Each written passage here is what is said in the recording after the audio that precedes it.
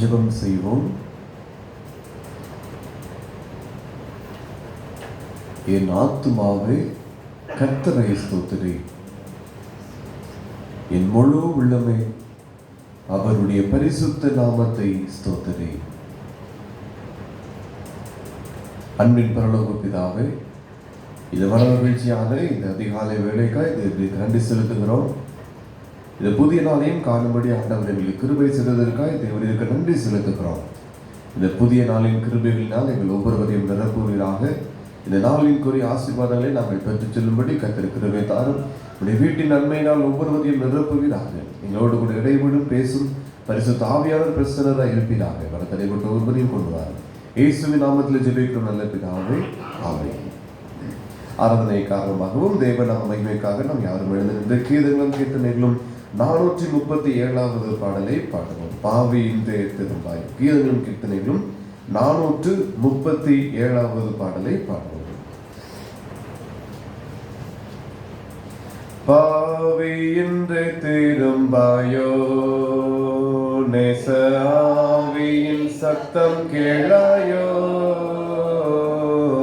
பாவி இன்று திரும்பாயோ, மேவிதையை நிரம்பி ஏவி உனை விரும்பி. மேவிதையை நிரம்பி ஏவி உனை விரும்பி. கூவி அழைக்கையிலே தாவி இயேசுவை நோக்கி. பாவி இன்றே திரும்பாயோ, பாவம் தொடர்ந்து செல்லுமே. பாவ சாபம் அடர்ந்து கொள்ளுமே. பாவம் தொடர்ந்து செல்லுமே. உன்னின்ப லாபம் எல்லாமே சாபம். காலம் இதுவே காலம். லாபம் எல்லாமே சாபம். காலம் இதுவே காலம். தாபம் உளவும் இயேசு பரிதாபம் கண்டு பாவி திரும்பாயோ. எத்தனை போதனை பெற்றாய், ஐயையோ சுத்தமாய் சாதனையற்றாய். எத்தனை போதனை பெற்றாய், என்றாலும் அத்தனை பாவத்தையும் முற்றுமாக வெறுத்து. அத்தனை பாவத்தையும் முற்றுமாக வெறுத்து. அத்தனை தத்தம் செய்து நீட்டமும் காவும் வென்று. பாவி கல்வாரியில் தொங்கினோர் யார், உனக்கல்லோ நேசகினோர் பார். கல்வாரியில் தொங்கினோர் யார், இன்னும் பொல்லா மனதுடனே கல் போல் கடினமாகி. பொல்லா மனதுடனே கல் போல் கடினமாகி. செல்வோரையும் நிந்தித்து எல்லா கேட்டுக்குள்ளான. பாவியின்றே திரும்பாயோ, நிலையின்றலைகின்றோரே. ரத்த விலை மதியாமல் சென்றோரே. நிலையின்றலைகின்றோரே. போதும் மலையாமல் இயேசுவிடம் தொலையாத கவலை சொல்லி. மலையாமல் இயேசுவிடம் கவலை சொல்லி. உலையா நம்பிக்கை வைத்து நிலையான ரட்சை பெற. பாவியின்றே திரும்பாயோ, நேச ஆவியின் சத்தம் கேளாயோ. பாவியின்றே திரும்பாயோ. பிதா குமாரன் பரிசுத்த ஆவி நாமத்தினாலே ஆமென். பரமண்டங்களில் இருக்கிற எங்கள் பிதாவே,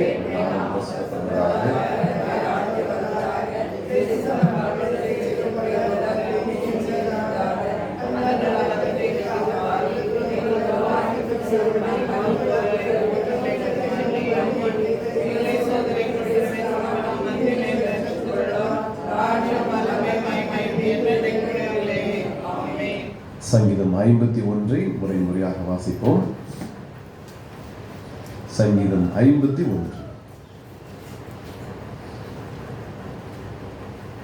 தேவனே, உமது கிருபையின்படி எனக்கு இரங்கும், உமது மிகுந்த இரக்கங்களின்படி என் மீறுதல்கள் நீங்க என்னை சுத்திகரியும்.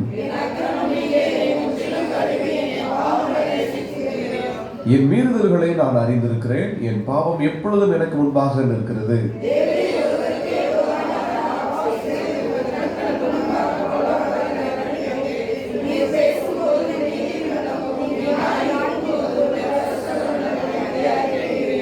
இதோ நான் துர்க்குணத்தில் உருவானேன், என் தாய் என்னை பாவத்தில் கர்ப்பந்தரித்தாள்.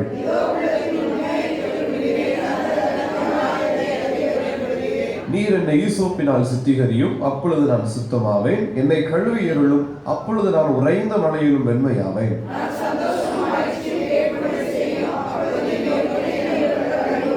என் பாவங்களை பாராதபடிக்கு நீர் உமது முகத்தை மறைத்து என் அக்கிரமங்களை எல்லாம் நீக்கி அருளும்.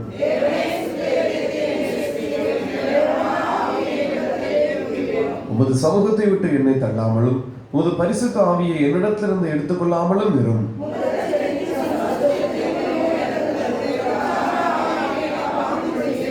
அப்பொழுது பாதகருக்கு உமது வழிகளை உபதேசிப்பேன், பாவிகள் உம்மிடத்தில் மனம் திரும்புவார்கள்.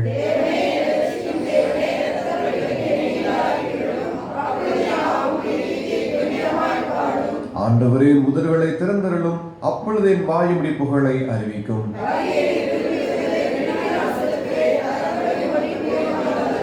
தேவனுக்கு இருக்கும் பலிகள் நொறுங்கொண்ட ஆவிதான். தேவனே, நொறுங்கொண்டதும் நறுங்கொண்டதுமான இருதயத்தை நீர் புறக்கணியே.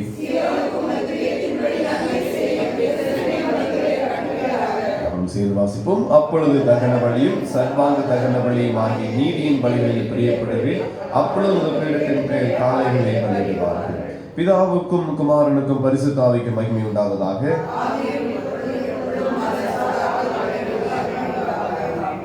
விசுவாசத்தை அறிக்கை செய்வோம். வானத்தையும் பூமியையும் படைத்த சர்வவல்லமையுள்ள பிதாவாகிய தேவனை விசுவாசிக்கிறேன்.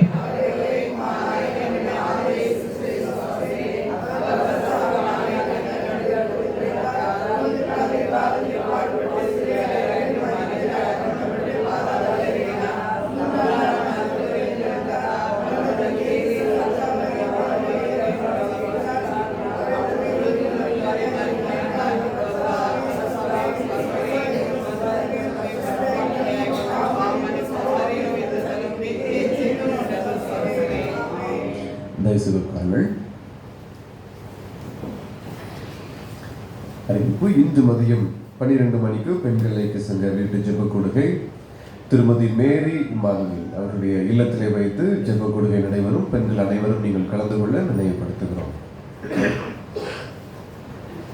இதனாலில் நாம் தியானத்திற்காக சாமுவேலுடைய சிறிய ஜெபத்தை குறித்து நாம் தியானிக்க இருக்கிறோம். நேற்றைய தினத்திலே தாவீதினுடைய ஒரு சிறிய கருத்துள்ள ஜெபத்தை நாம் பார்த்தோம். இன்று சாமுவேலுடைய கருத்துள்ள ஜெபத்தை நாம் பார்க்க போகிறோம். 1 சாமுவேல் 3வது அதிகாரம் 10ஆம் வசனத்தை வாசிப்போம். அப்பொழுது கர்த்தர் வந்து நின்று முன்போல சாமுவேலே சாமுவேலே என்று கூப்பிட்டார். அதற்கு சாமுவேல், சொல்லும், அடியேன் கேட்கிறேன் என்றான். இந்த காரியத்திலே நாம் பார்க்கிறோம், இங்கே அன்னாள் பிள்ளை இல்லாதிருந்ததினாலே அநேக நிந்தனைகளுக்கு உட்பட்டு கர்த்தருடைய சமூகத்திலே ஒரு பொருத்தனை செய்து கொண்டாள். நீர் ஒரு பிள்ளையை கொடுப்பீரானால் உமக்கென்றும் உம்முடைய ஊழியத்திற்கென்றும் நான் கொடுப்பேன் என்று பொருத்தனை செய்தாள். கர்த்தர் அவளை நினைத்தருளினார். அதே போல இந்த பிள்ளையை ஆண்டுடைய சமூகத்திலே கொண்டு ஆலயத்திலே விட்டபடியினாலே அங்கே ஆசாரியனாய் இருந்த ஏலியினுடைய சமூகத்திலே இந்த பிள்ளையாண்டான் சாமுவேல் அங்கே வளர்ந்து கொண்டிருந்தான். ஆகவே இன்னும் பார்க்கிறோம், இப்படி வளர்ந்து கொண்டிருக்கிற பொழுது கர்த்தருடைய சமூகத்துல அவன் கர்த்தருக்கு பிரியமானவைகளை செய்து கொண்டு வந்தான் என்று பார்க்கிறோம். 2ஆம் அதிகாரத்தினுடைய 26ஆம் வசனத்திலே சாமுவேல் என்னும் பிள்ளையானானோ பெரியவனாக வளர்ந்து கர்த்தருக்கும் மனுஷருக்கும் பிரியமாக நடந்து கொண்டு வந்தான் என்று நாம் அங்கே பார்க்கலாம். இப்படி இருக்கிற பொழுது பிரத்யட்சமாக கர்த்தருடைய வார்த்தை இன்னும் தரிசனமாக யாருக்கும் வெளிப்படாதிருந்த நேரத்திலே இந்த ஏலிக்கு முன்பதாகவும் கர்த்தருக்கு முன்பதாகவும் பணிவிடை செய்து கொண்டிருந்த இந்த சாமுவேலை கர்த்தர் தெரிந்து கொண்டார். ஆகவே கர்த்தருடைய வார்த்தையை சொல்லும்படிக்கு, தரிசனத்தை வெளிப்படுத்தும்படிக்கு ஒரு சிறு குழந்தையாகிய இது சாமுவேலை கர்த்தர் தெரிந்து கொண்டார். அவன் ஒருவேளைக்கு வளர்ந்திருந்தாலும் ஒரு சிறிய ஒரு பருவத்தில் தான் அவர் இருந்தார். ஆகவே இந்த 3ஆம் அதிகாரத்திலே நாம் பார்க்கிறோம், பிள்ளை ஆண்டான் என்று பார்க்கிறோம். ஆகவே சாமுவேல் இன்னும் ஒரு பிள்ளையாக, ஒரு குழந்தையாகத்தான் இருக்கிறார். இப்பொழுது நாம் 4ஆம் வசனத்தை பார்க்கிறோம், அவனை கூப்பிடுகிறது போல இந்த படுத்திருக்கிற நேரத்திலே ஒரு சத்தம் கேட்கிறது. ஆகவே இதோ இருக்கிறேன் என்று சொல்லி அவன் வேகமாய் அந்த ஆசாரியின் இடத்திற்கு தன்னை காண்பிக்கும்படி ஓடி அங்கே அவன் கேட்கிறான், கூப்பிட்டீங்களா என்று சொல்லி கேட்கிற பொழுது அவர் என்ன சொல்கிறார், நான் கூப்பிடவில்லை, திரும்பி போய் படுத்துக்கொள் என்று சொல்லி அவனை அனுப்புகிறார். 2ஆம் முறையும் 6வது வசனத்திலே பார்க்கிறோம், அங்கே கர்த்தர் கூப்பிடுகிறார். அப்பொழுதும் அவன் இந்த ஏலியின் இடத்திலே போய் என்னை அழைத்தீர்களா என்று கேட்கிற பொழுது அவரும் அவன் கூப்பிடவில்லை, என் மகனே உன்னை கூப்பிடவில்லை, திரும்பி போய் படுத்துக்கொள் என்று சொல்லி அனுப்புகிறார். இப்பொழுது 3வது முறையும் 8வது வசனத்திலே பார்க்கிறோம், சாமுவேல் ஓடி வருகிற பொழுது இங்க அவர் புரிந்து கொள்கிறார். 3ஆம் விசையும் ஒருவர் கூப்பிடுகிறார், நான் அல்ல என்று சொல்லி ஏலி புரிந்து கொண்டார். அதற்கு பின்புதான் ஏலி கற்றுக் கொடுக்கிற ஒரு முக்கிய ஒரு ஜெபம் தான் இந்த காரியம். 9ஆம் வசனத்திலே சாமுவேலை நோக்கி, நீ போய் படுத்துக்கொள், உன்னை கூப்பிட்டால் 3வது முறை, மீண்டும் ஒரு 4வது முறை இன்னும் அந்த சத்தம் உன்னை கூப்பிடுகிறது போல் நீ கேட்டால் என்ன சொல்ல வேண்டும், கர்த்தாவே சொல்லும், அடியேன் கேட்கிறேன் என்று சொல் என்றார். அப்படியே சாமுவேலும் அதே போல் அவன் போய் படுத்துக் கொள்கிறான். 4வது விசையாக அங்கே மீண்டும் அவனை கூப்பிடுகிற சத்தம் கேட்கிறது. கர்த்தர் வந்து நின்று முன் போல சாமுவேலே சாமுவேலே என்று அவனை கூப்பிட்டார். 3 முறையும் கூப்பிடுகிற சத்தம் கேட்டது. அங்கே கர்த்தர் கூப்பிட்டார் என்று சொல்லப்பட்டிருக்கிறது. ஆனால் 10வது வசனத்திலே சொல்லப்பட்டிருக்கிறது, கர்த்தர் வந்து நின்று முன் போல சாமுவேலே சாமுவேலே என்று கூப்பிட்டார் என்று பார்க்கிறோம். இப்பொழுது தன்னுடைய ஆசாரியன், தன்னுடைய பணிவிடை செய்து கொண்டு வந்த அந்த ஸ்தலத்தினுடைய எஜமான் ஏலி சொன்ன பிரகாரமாய் அவன் 10ஆம் வசனத்தின் பின்பகுதியிலே பார்க்கிறோம், இது சத்தம் கேட்டதும் அவன் சொல்கிறான், சொல்லும், அடியேன் கேட்கிறேன். ஒரு சிறிய ஒரு கருத்துள்ள ஜெபம், சொல்லும், அடியேன் கேட்கிறேன். 3 ஒரு வார்த்தைகள் தான் அடங்கி இருக்கிறது. சொல்லும் என்கிற வார்த்தை நீர் பேசும், நான் கவனிக்கிறேன் என்கிறதை அங்கு குறிக்கிறது. இன்னும் அடியேன் என்று சொல்லுகிற காரியம் தன்னை தாழ்த்துகிற தாழ்மையை குறிக்கிறது. நான் அடிமை, நீர் பேசும், நீர் எஜமான் என்று சொல்லுகிற ஒரு காரியத்தை அங்கு குறிக்கிறது.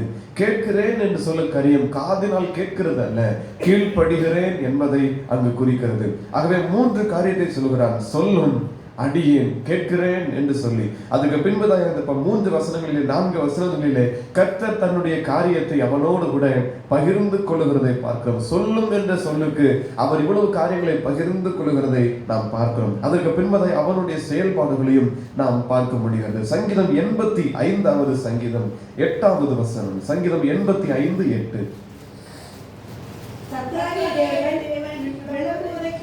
கேட்பேன், அவர் தம்முடைய ஜனங்களுக்கும் தம்முடைய பரிசுத்தவான்களுக்கும் சமாதானம் கூறுவார், அவர்களோ மதிவீடுக்கு திரும்பாதிருப்பார்களாக.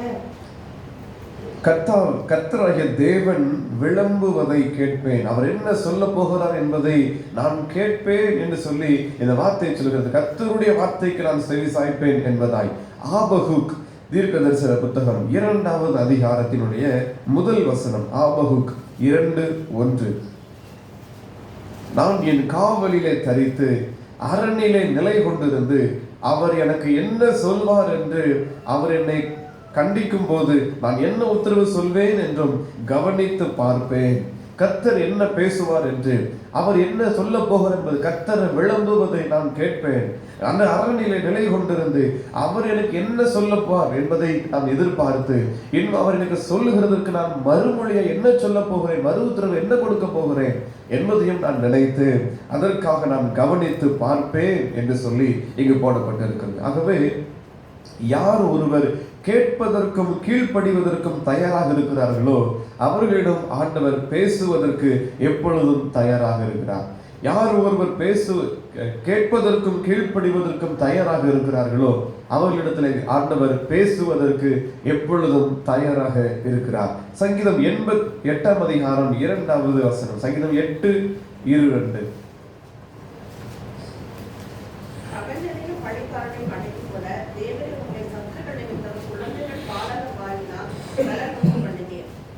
ஆகவே ஒரு சிறிய சாமுவேலை தான் கர்த்தர் தெரிந்து கொண்டார். ஒரு பெரிய ராஜாவை தெரிந்து கொண்டு ஒரு பெரிய ஒரு தீர்க்கதரிசி அல்ல, ஒரு பெரிய ஆசாரியனாய் அல்ல, கர்த்தருடைய ஆலய பிரகாரத்திலே கர்த்தருக்கு பிரியமாய் உண்மையாய் பணி செய்து கொண்டு வந்த இது சிறிய சாமுவேலை தான் கர்த்தர் தெரிந்து கொண்டார். பகைஞனையும் பழிகாரனையும் அடைக்கப்படுவதற்கு சத்துருக்களின் நிமித்தம் குழந்தைகள் பாலகர் வாயினால் அவர் பலன் உண்டு பண்ணுகிறார் என்று வேதவசனம் சொல்லுகிறது. ஆகவே இப்படிப்பட்ட ஒரு சாமுவேலை தான் கர்த்தர் தெரிந்து கொண்டார். மத்தேயு 21வது அதிகாரத்திலே இயேசு அங்கே சொல்லுகிறார். மத்தேயு 21:15 வசனம்.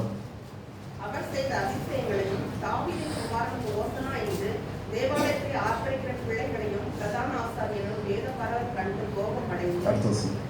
அவரை நோக்கி, இவர்கள் சொல்லுகிறதை கேட்கிறீரோ என்றார்கள். அதற்கு இயேசு, ஆம் கேட்கிறேன். குழந்தைகளுடைய வாயினாலும் பாலகருடைய வாயினாலும் என்பதை நீங்கள் ஒரு காலம் வாசிக்கவில்லையா என்றார்.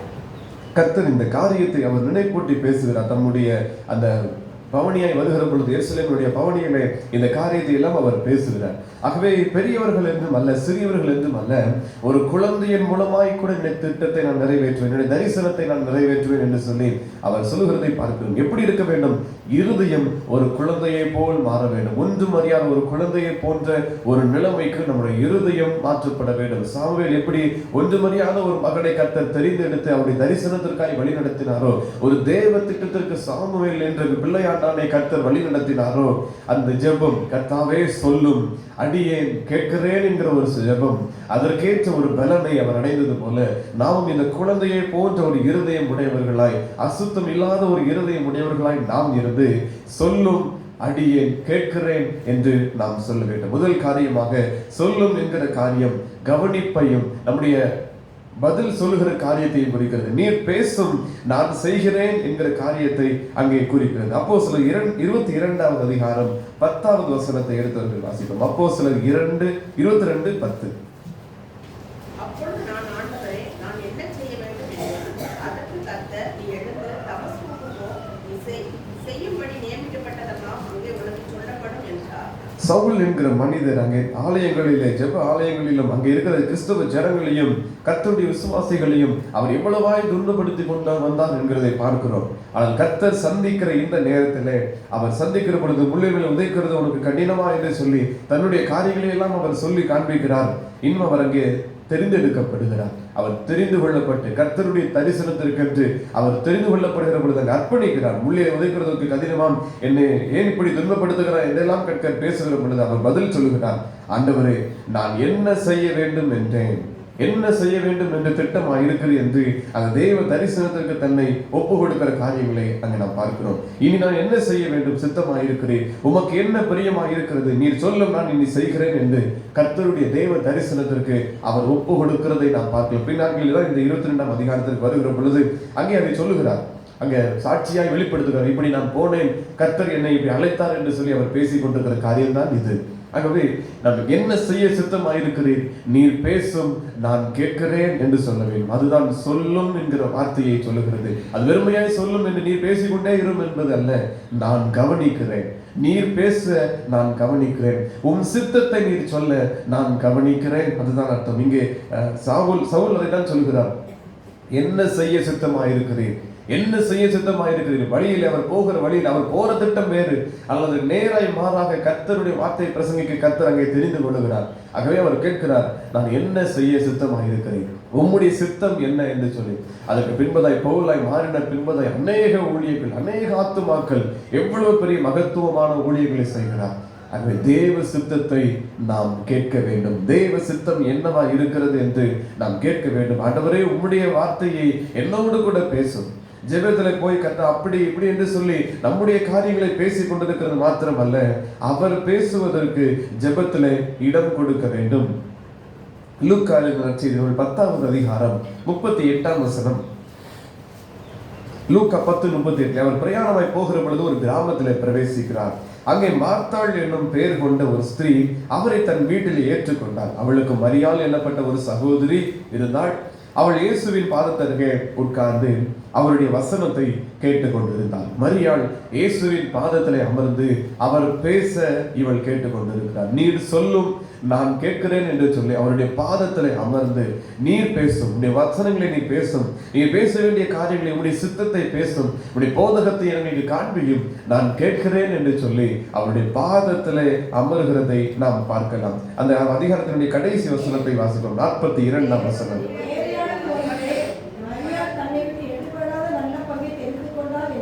தேவையானது ஒன்றே. மார்த்தாள் தன்னுடைய வேலையின் காரியங்களை செய்து கொண்டிருந்தாள். ஆனால் மரியாள் என்ன செய்கிறாள்? தன்னை விட்டு எடுபடாத நல்ல பங்கு, தேவ சித்தத்தை அறிகிற நல்ல பங்கு.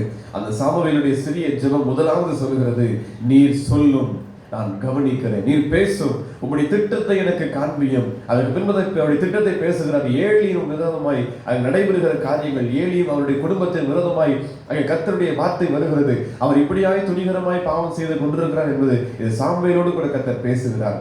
ஆகவே தன்னை விட்டு எடுபடாத நல்ல பங்கு எது என்றால் தேவ சித்தத்தை உணர்வது, தேவ சித்தத்தை நாம் அறிந்து கொள்வது. ஆண்டவர் எப்படி தன்னுடைய காரியங்களை வெளிப்படுத்துகிறார் என்று சொல்லி நாம் பார்த்தால் ஓசியா 4:6 வசனத்தினுடைய முன்பகுதி. ஓசியா 4ஆம் அதிகாரம் 6ஆம் வசனத்தினுடைய முன்பகுதி. என் ஜனங்கள் அறிவில்லாமையினால் சங்காரமாகிறார்கள். நீ அறிவை வெறுத்தாய், ஆகையால் நீ நாசாரனாய் இராதபடிக்கு நானும் உன்னை வெறுத்து விடுவேன். நீ உன் தேவனுடைய வேதத்தை மறந்தாய், ஆகையால் நான் உன் பிள்ளைகளை மறந்து விடுவேன். அந்த வசனத்தினுடைய முன்பகுதியில் சொல்லுகிறார், என் ஜனங்கள் அறிவில்லாமையினால் சங்காரமாகிறார்கள். அநேகர் இந்த அறிவில்லாமையினாலே, உணர்கிற தன்மை இல்லாததினாலே எத்தனையோ ஆத்துமாக்கள் அழிந்து கொண்டிருக்கிறது. இது அவருடைய பாரமாக இருக்கிறது. இதை கேட்க யார் இருக்கிறார்? நான் இது யாரிடத்துல பேசுவேன் என்று கர்த்தர் அவளோடு கூட காத்திருக்கிறார். கேட்பதற்கு ஆட்கள் இல்லை.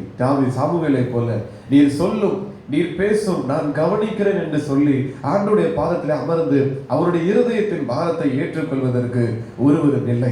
அநேக ஜனங்கள் அறிந்து கொண்டிருக்கிறார்கள். அறிவில்லாமையினாலே எத்தனையோ ஜனங்கள் சங்காரமாகிறார்கள். இவர்களுக்காக வேண்டுதல் செய்வதற்காக அவருடைய பாரத்தை சொல்வதற்கு மனிதர்களை தேடுகிறார். அவருடைய தரிசனத்தை சொல்வதற்கு, அவருடைய உள்ளத்தினுடைய ஏக்கத்தை சொல்வதற்கு அவர் ஆட்களை தேடுகிறார். அவர் பேச தயார், ஆனால் கேட்பதற்கும் அதை கீழ்ப்படிவதற்கும் ஆட்கள் இல்லை. புலம்பல் 2ஆவது அதிகாரம். எரேமியாவினுடைய புலம்பல் 2ஆவது அதிகாரம் 11ஆம் வசனம் 12ஆம் வசனம்.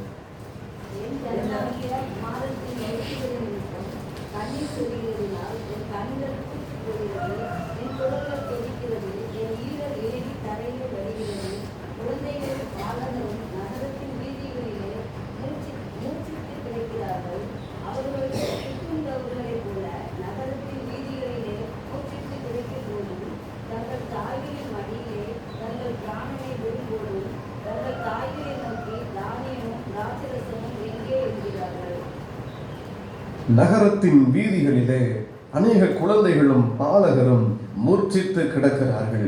அவர்களுக்கு வேத வசனத்தை காண்பிக்க ஆட்கள் இல்லை. அவர்களுக்கு கர்த்தருடைய வார்த்தையை சொல்வதற்கு ஆட்கள் இல்லை. நகரத்தின் வீதிகளிலே மூர்ச்சித்து கிடக்கிற ஏராளமான ஜனங்கள் உண்டு. வசனத்தை அறியாத குழந்தைகள் ஏராளம் உண்டு. ஒருவேளை பெரியவர்களும் கூட வசனத்தை அறியவில்லை என்றால் அவர்கள் குழந்தைகள் தான். வசனத்தை அறியாத, ரட்சிப்படையாத, ஆவிக்குரிய விஷயத்திலே வளராத, பரலோகத்திற்கு அவர்கள் தகுதியை மாறாத எத்தனையோ பேர் உண்டு. மூர்ச்சித்து கிடக்கிற ஏராளமான ஜனங்கள் உண்டு. இதை பகிர்ந்து கொள்வதற்கு அவர் பேச ஆயத்தமாயிருக்கிறார். கேட்க ஒருவரும் ஆயத்தமாக இல்லை. இப்படிப்பட்ட ஜனங்களுக்காய் பரிதபிப்பதற்கு, இன்னும் மறிந்து போகிற, அழிந்து போகிற ஜனங்களுக்காய் அவர் ஏங்கி நிற்கிறார். 1 தெசலோனிக்கேயர் 5ஆவது அதிகாரத்தினுடைய 9ஆம் வசனம். 1 தெசலோனிக்கேயர் 5:9. தேவன் நம்மை கோபாக்கிற்கு நியமிக்காமல் நம்முடைய கர்த்தராகிய இயேசு கிறிஸ்து மூலமாய் ரட்சிப்படைவதற்கென்று நியமித்தார். அழிந்து போவதற்கல்ல, தேவ கோபத்திற்கு எல்லா மனிதர்களும் அழிந்து போக வேண்டும் என்பதற்கல்ல, இயேசு கிறிஸ்துவின் மூலமாய் ரட்சிப்பு அடைவதற்கென்று அவர் விரும்புகிறார்.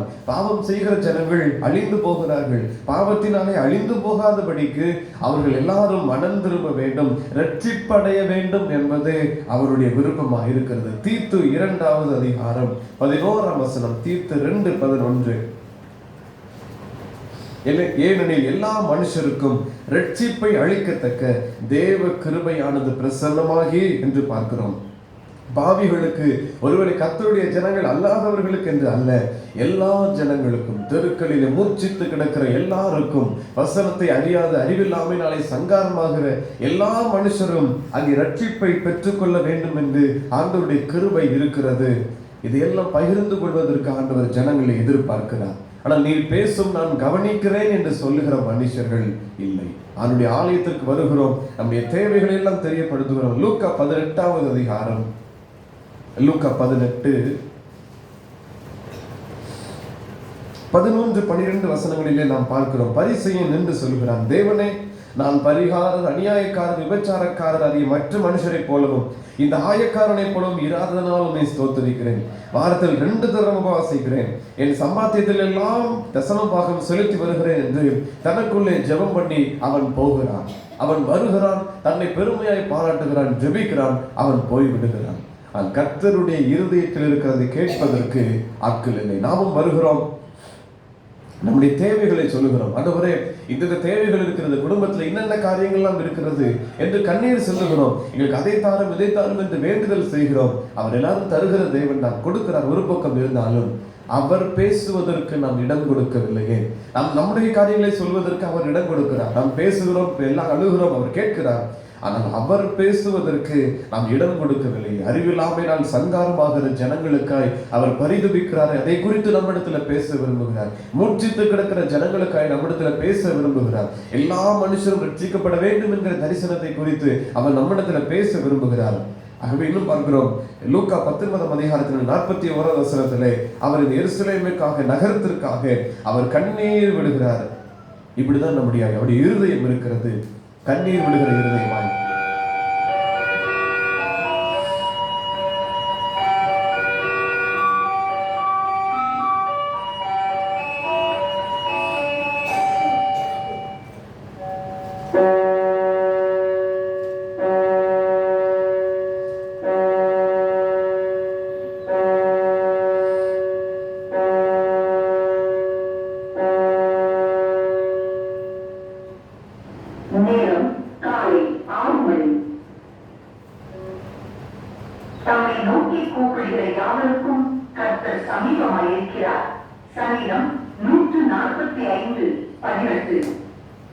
இருதயத்திலே கண்ணீரோடு கூட இருக்கிற இந்த தேவனுடைய காரியங்களை நாம் கேட்க அவருடைய பாதத்திலே அமர வேண்டும். அமர்ந்து நாம் ஜெபித்து கொண்டே இருக்கக்கூடாது. கர்த்தாவே, நீர் பேசும், என்னிடத்தில் என்ன பேச விரும்புகிறீர் பேசும் என்று காத்திருந்தால் அவர் பேசுவார். தெய்வ சமூகத்தை காத்து மத்தேயு 11ஆம் அதிகாரத்திலே அந்த கடைசி 2 வசனங்கள் 29-30 பார்க்கிறோம். என்னுடைய லேசான நுகத்தை நீங்கள் சுமந்து கொள்ளுங்கள், லேசான நுகத்தை நீங்கள் ஏற்றுக்கொள்ளுங்கள் என்று அவருடைய பாரம் இருக்கிறது.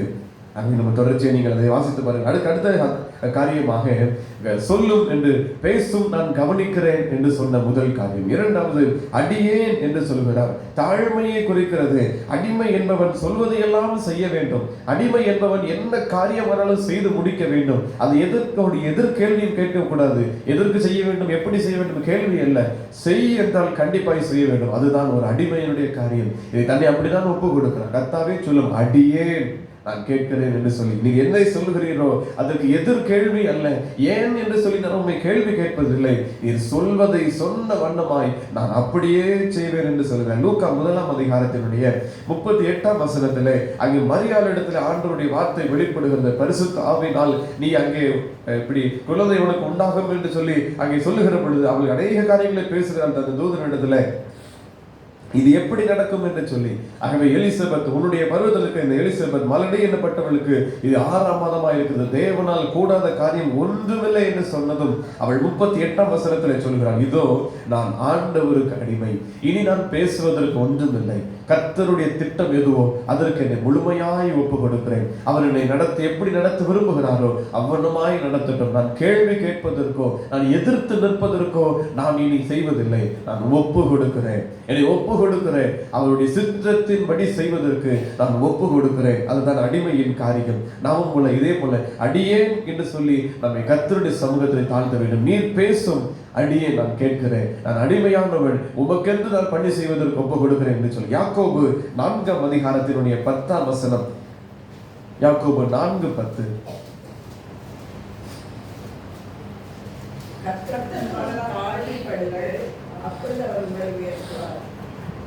தாழ்மைப்படுகிற பொழுது அவர் நம்மை உயர்த்துகிறார். அதே அதிகாரத்துடைய 6வது வசனத்திலே தாழ்மை உள்ளவர்களுக்கு அவர் கிருபை அளிக்கிறார் என்றும் பார்க்கிறோம். 1 பேதுரு 5வது அதிகாரத்தும் 5ஆம் வசனத்தினுடைய முன்பகுதி மத்திய பகுதியிலே மனத்தாழ்மையை அணிந்து கொள்ளுங்கள் என்று அந்த வசனம் சொல்லுகிறது. ஆகவே இப்படி கர்த்தருடைய சமூகத்தில் மனத்தாழ்மையை நாம் அணிந்து கொண்டவர்களாய் கர்த்தாவே சொல்லும், நான் அடியேன் கேட்கிறேன், நீர் என்ன பேச விரும்புகிறீரோ அதை நான் செய்ய விருப்பமாய் இருக்கிறேன். நான் எதிர் பேசுவதற்கோ என்ன காரியம் என்று நான் எதிர்த்து கேள்வி கேட்பதற்கோ ஆண்டவர் ஒப்பு கொடுக்கவில்லை. நான் முழுமையை கர்த்தருடைய கரத்திலே செய்வதற்கு ஒப்பு கொடுக்கிறேன். எபேசியர் 4ஆம் அதிகாரம் 2ஆம் வசனத்திலே மிகுந்த மனத்தாழ்மை சாந்தமும் நீடிய பொறுமையும் உடையவர்களாய் அன்பினால் ஒருவரை ஒருவர் தாங்கி என்று பார்க்கிறோம். மிகுந்த மனத்தாழ்மையை சொல்லுகிறது. நம்மை அடிமையாக, ஆண்டவரே நீ எதை சொல்லுகிறீரோ அப்படியே செய்கிற அடிமையாக ஒப்பு கொடுக்கிறோம் என்று 2வது காரியமாய் நாம் சொல்வோம். 3வதாக கேட்கிறேன் என்கிற காரியம் காதார கேட்கிறதா அல்ல. நீர் சொல்லும் நான் கேட்டுக்கொண்டே இருக்கிறேன் என்பது அர்த்தம் அல்ல. நீர் சொல்லும், நீர் சொன்ன வண்ணமாய் நான் கீழ்ப்படுகிறேன் என்பதுதான் அர்த்தம். எதையெல்லாம் சொல்லுகிறீரோ அதற்கு எல்லாத்திற்கும் நான் கீழ்ப்படுகிறேன், எதிர்த்து நிற்க மாட்டேன் என்பதை நான் கேட்கிறேன் என்கிற வார்த்தையை சொல்லுகிறது. நான் எல்லாவற்றிற்கும் கீழ்ப்படுகிறேன் என்று யோவான் 9ஆம் அதிகாரத்திலே 7ஆம் வசனத்திலே நாம் பார்க்கிறோம். ஒரு குருடனுடைய கண்களிலே அவர் சேற்றுண்டாக்கி பூசி அவனிடத்திலே சொல்லுகிறார், நீ போய் சீலோவாம் குளத்திலே கழுவு என்று சொன்னார். சீலோவாம் என்றால் அனுப்பப்பட்டவர்கள் என்று அர்த்தம். அதே போல அவன் போகிறான். அவன் போய் பார்வை அடைந்தவனாய் திரும்பி வந்தான். அவர் என்ன வார்த்தையை சொன்னாரோ அதற்கு அவ்வண்ணமாய் செய்தான். அவன் போய் கழுவி பார்வை அடைந்தவனாய் திரும்பி வந்தான். நீ போய் அந்த குளத்திலே கழுவு என்று சொன்னான். அவன் அப்படியே கீழ்ப்படிந்தான். அவர் சொன்னதை அப்படியே கேட்டு நடந்தான். கேட்டது மாத்திரமல்ல, அவர் சொல்கிறார் கழுவு என்று சொன்னார். ஏதோ வேறு ஒரு தண்ணியை எடுத்து கழுவுவோம் என்று சொல்லி அவன் நடை செய்திருந்தான் அவன் பார்வை பெற்றிருக்க மாட்டான். அவனுக்கு வழி தெரியாது, ஒரு குருடன் தான்.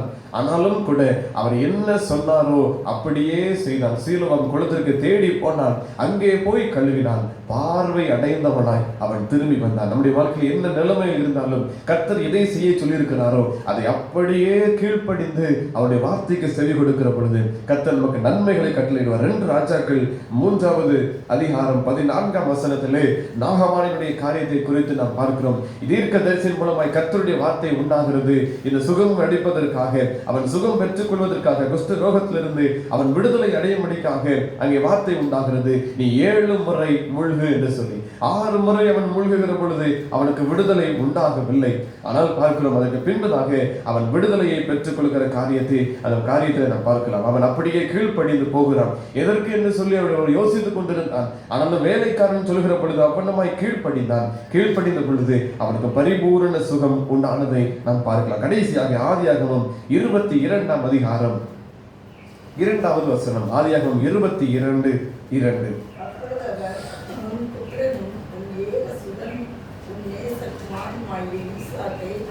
இப்பொழுது அழைத்துக் கொண்டு மோரியா தேசத்தில் போய் அங்கே நான் உனக்கு குறித்து மலைகள் ஒன்றின் மேல் அங்கே தகன பலியாக பலியிட்டார்.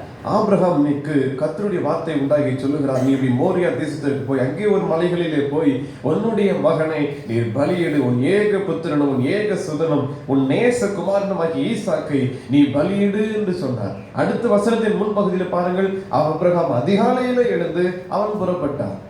அவர் ஒரு நாள் சொன்னார், அதற்கு அடுத்த நாள் அதிகாலையிலே அவன் புறப்பட்டான். எதற்கு நீர் சொல்லுகிறீர், ஒரே குமாரனை தானே தந்தீர், ஏன் இப்படி கேட்கிறீர் என்று சொல்லி அவன் கேள்வி கேட்கவில்லை. சொன்னதை அப்படியே கீழ்ப்பண்ணிது போனதினாலே சந்ததியை கர்த்தர் பெருக செய்தார். வானத்து நட்சத்திரங்களைப் போல அவர் பழுகி பெருக செய்ததை நாம் பார்க்கிறோம். இப்படிப்பட்ட ஆசீர்வாதங்கள் எப்பொழுது உண்டு என்றால் கீழ்ப்படுகிற பொழுது. ஒரு சிறிய ஜெபமா இருந்தாலும் ஒரு கருத்துள்ள ஜெபம், நீர் சொல்லும், நீர் பேசும், உம்முடைய திட்டத்தை எனக்கு தாரும், நான் கவனிக்கிறேன் என்பது முதல் காரியமாய் அடியேன் என்று சொல்லி அடிமையாகிய நான் உமக்கு எல்லாம் நீர் என்னென்ன சொல்லுகிறீரோ எல்லாவற்றையும் நான் செய்கிறேன், உடைய கீழ்ப்படுகிற மனத்தாழ்மையாய் இருப்பேன், நீர் என்னென்ன காரியங்களை வெளிப்படுத்துகிறீரோ எல்லாவற்றையும் நான் அடிமையாய் இருந்து அதை நான் செய்து முடிப்பேன் என்கிற காரியமும் கடைசியாக கேட்கிறேன் என்கிற காரியம் கீழ்ப்படிதலை குறிக்கிறது. வெறுமையை காதார கேட்டுவிட்டு போகிறது அல்ல, எதை செய்ய சொல்கிறீரோ அதற்கு நான் கீழ்ப்படிந்து அப்படியே நடப்பேன் என்பதை குறிக்கிறது. இந்த சாமுவேலோடு பின்பு வரும் நாட்களில் கர்த்தர் இப்படி தீர்க்கதரிசியை பயன்படுத்தினாரோ அதே போல இந்த கருத்துள்ள ஜெபத்தை நாமும் செய்வோமானால் கர்த்தர் நம்மை பயன்படுத்துவாராக. ஆமென். தலைகளை தாண்டி ஜெபிப்போம். அன்பின் கர்த்தாவே, இந்த வேளைக்காக நாங்கள் தேவனுக்கு நன்றி செலுத்துகிறோம். இந்த புதிய நாளிலே ஆண்டவரே உமது பாதத்தில் நாங்கள் வரவும் இந்த வேதவசனங்களை நாங்கள் தியானிக்கவும் கர்த்தர் கொடுத்த கிருபைக்காக நன்றி செலுத்துகிறோம். கருத்துள்ள சாமுவேலுடைய ஜெபத்தை நாங்கள் இந்த தியானித்த பிரகாரமாய் கர்த்தாவே நீர் சொல்வீராக என்று சொல்லி தன்னை ஒப்பு கொடுக்கிறான். கர்த்தர் நீர் பேசும், உம்முடைய சித்தத்தை பேசும், என்னை அழைத்தவரே சாமுவேலே சாமுவேலே என்று அழைத்தவரே நீர் பேசும் என்று ஒப்பு கொடுத்தது போல எங்களை அழைத்த தேவனே நீர் எங்களோடு கூட இடைபடுவீராக, நீர் எங்களோடு கூட பேசுவீராக. உமது சமூகத்தை நாங்கள் தரித்திருக்கவும் காத்திருக்கவும் உம்முடைய வார்த்தைக்காய் நாங்கள் காத்திருக்கவும் கிருபை செய்ய இந்த ஆண்டவரே உம்முடைய பாதத்திலே வந்து நின்று நாங்கள் அப்படி இப்படி என்று சொல்லி எங்களுடைய காயங்களை பெருமை பாராட்டிக் கொள்ளவும் எங்களுடைய தேவைகளை பட்டியலிடவும் நாங்கள் உங்கள் சமூகத்திற்கு அல்ல. அதுவும் ஒரு பக்கம் இருக்கலாம். ஆனாலும் கர்த்தர் என்ன பேச விரும்புகிறார், அவருடைய சித்தம் என்னவா இருக்கிறது, அறிவிடாமையினால் அழிந்து போகிற சங்காரமாகிற ஜனங்களுக்காய் ஏங்கி நிற்கிறாரே, தெருக்களே மூர்ச்சித்து நிற்கிற எத்தனையோ ரட்சிக்கப்படாத ஜனங்களுக்காய் ஏங்கி நிற்கிறாரே, எல்லா மனுஷரும் ரட்சிக்கப்பட வேண்டும் என்கிற பாரம் அவருக்குள் இருக்கிறது. இதை பகிர்ந்து கொள்வதற்கு ஆட்களை தேடுகிறேன். ஆண்டவரே, ஒருவரும் இப்படிப்பட்ட காரியங்களில் கர்த்தாவே நீர் பேசும் என்று சொல்லி ஒருவரும் கேட்கவில்லையே. நாங்கள் சொல்லுகிறோம், நீர் சொல்வீராக. நாங்கள் கேட்கிறோம் ஆண்டவரே, நாங்கள் கேட்கிறோம், எங்களை ஒப்பு கொடுக்கிறோம். நீர் உடைய திட்டத்தை குறித்து பேசும், உடைய தரிசனத்தை குறித்து பேசும், உடைய இருதயத்தில் இருக்கிற காரியத்தை குறித்து பேசும். உடைய நுகத்தை சுமப்பதற்கு நாங்கள் ஆயத்தமாக இருக்கிறோம் ஆண்டவரே. அடியேன் என்று சொல்லி தன்னை ஒப்பு கொடுத்த பிரகாரமாய் நாங்கள் ஒப்பு கொடுக்கிறோம், எங்களை தாழ்த்துகிறோம். நாங்கள் பெருமை பாராட்டிக் கொள்ள ஒன்றுமில்லை ஆண்டவரே. வெறுமையானவர்கள் நீர் பேசுவீராக. நாங்கள் அடிமையாக இருந்து நாங்கள் கேட்கிறோம். நாங்கள் எதிர்த்து கேள்வி கேட்பதில்லை, இது எதற்கு அது எதற்கு என்று சொல்லி கேட்பதில்லை. கர்த்தர் சொல்லுகிறதை அப்படியே ஒரு அடிமையாக நாங்கள் செய்வதற்கு எங்களை நாங்கள் ஒப்பு கொடுக்கிறோம் ஆண்டவரே. தாழ்மையை தரித்துக் கொள்வதற்கு ஆண்டவர் கிருபை செய்ய கர்த்தருடைய பாதத்தில் ஒப்பு கொடுக்கிறோம் ஆண்டவரை. கேட்கிறேன் என்கிற பிரகாரமாய் கீழ்ப்படியதலை ஆண்டவரே எங்களுக்கு தருவீராக. உங்களுடைய வார்த்தைக்கு நாங்கள் அப்படியே கீழ்ப்படிவதற்கு ஒப்பு கொடுக்கிறோம். நீ எப்படி எப்படி நடக்க வேண்டும் என்று சொல்லி இருக்கிறீரோ அதன்படி நடப்பதற்கு, கர்த்தருடைய வார்த்தைக்கு கீழ்ப்படிந்து நடப்பதற்கு எங்களுக்கு ஒவ்வொரு கிருபை செய்வீராக. எங்களை அதற்கென்று ஒப்பு கொடுக்கிற ஆண்டவரே. குருடன் ஆண்டவரே நீர் சொல்லுகிற பொழுது சீலோவாம் குளத்திலே போய் நீர் கழுவு என்று சொல்லி அவன் வேறு ஒரு பகுதிக்கு போயிருப்பானால், கீழ்ப்படியாமல் வேறொரு இடத்திற்கு சென்றிருப்பானால் அவனுடைய நிலைமை வேறாக இருக்கும். ஆனால் கர்த்தர் சொன்ன வார்த்தைக்கு அப்படியே கீழ்ப்படினான். பார்வை அடைந்தவனாய் அவன் திரும்பி வந்ததை பார்க்கிறோமே. நாகமானும் அதே போல தீர்க்கதரிசியின் வார்த்தை சொன்னது பிரகாரமாய் அவன் போய் அப்படி முழுகிறதை பார்க்கிறோமே. அவ்வளவாய் எங்களுடைய காரியங்களிலும் நாங்கள் கீழ்ப்படுகிறதுக்கு எங்களை ஒப்புக் கொடுக்கிறோம். ஆபிரகாமை சோதித்த பொழுது அவன் கர்த்தர் சொன்னார், அதிகாலமே அவன் புறப்பட்டு போனது பிரகாரமாய் அவரை ஆசீர்வதித்தீரே. ஆண்டவரே, கீழ்ப்படிதலுக்கு எங்களை ஒப்புக் கொடுக்கிறோம். உடைய வார்த்தைக்கு கீழ்ப்படிய எங்களை ஒப்புக் கொடுக்கிறோம். கர்த்தாவே, நீர் சொல்வீராக. அடியேனாகிய அடிமைகளாகிய நாங்கள் வார்த்தைக்கு ஆண்டவரை எதிர்பார்த்திருக்கிறோம். நாங்கள் இதை செய்வதற்கு எங்களை ஒப்புக் கொடுக்கிறோம். இந்த நாளிலும் தொடர்ந்து ஆண்டவரே நாங்கள் இந்த வார்த்தைகள் பிரகாரமாய் நீர் பேசவும் நாங்கள் அதை கேட்கவும் அதன்படி நடக்கவும் எங்களுக்கு கிருபை தருவீராக. ஆண்டவரே, இந்த நாளினுடைய பிரயாணங்கள் தேவைகள் ஒவ்வொன்றையும் வாய்க்க பண்ணுங்க. நல்ல சுகபலனத்தில் ஒவ்வொருவரையும் இடைகட்டுவீராக. ஆண்டவரை பாதுகாத்து உமது கிருபை சூழ்ந்து கொள்ளட்டும். ஆலயத்தின் கட்டுமான பணிகள் ஒவ்வொன்றும் ஆண்டவரை தடையில்லாமல் நடைபெற கிருபை செய்யுங்க. எந்த நாளில் வர இருக்கிற பணியாளர்களையும் கர்த்தர் பலப்படுத்தும், பாதுகாத்துக் கொள்ளும். உமது கிருபை சூழ்ந்து கொள்ளட்டும். இயேசு கிறிஸ்துவின் நாமத்தில் ஜெபிக்கிறோம் நல்ல பிதாவே. நம்முடைய கர்த்தராகிய இயேசு கிறிஸ்துவினுடைய கிருபையும் பிதாவாகிய தேவனுடைய அன்பும் பரிசுத்த ஆவியானவருடைய ஐக்கியமும் நம் அனைவரோடும் கூட எப்போதைக்கும் இருப்பதாக. சிலுவை அண்டையில் நம்பி வந்து நிற்கையில் பாவ பாரம் நீங்கி வாழ்வடைந்தேன். எந்த நேரமும் எனதுள்ளத்திலும் பேரானந்தம் பொங்கி பாடுவேன். கர்த்தர் உங்களோடு இருப்பாராக. தெய்வ சமாதானத்தோடு சென்று வருவோம்.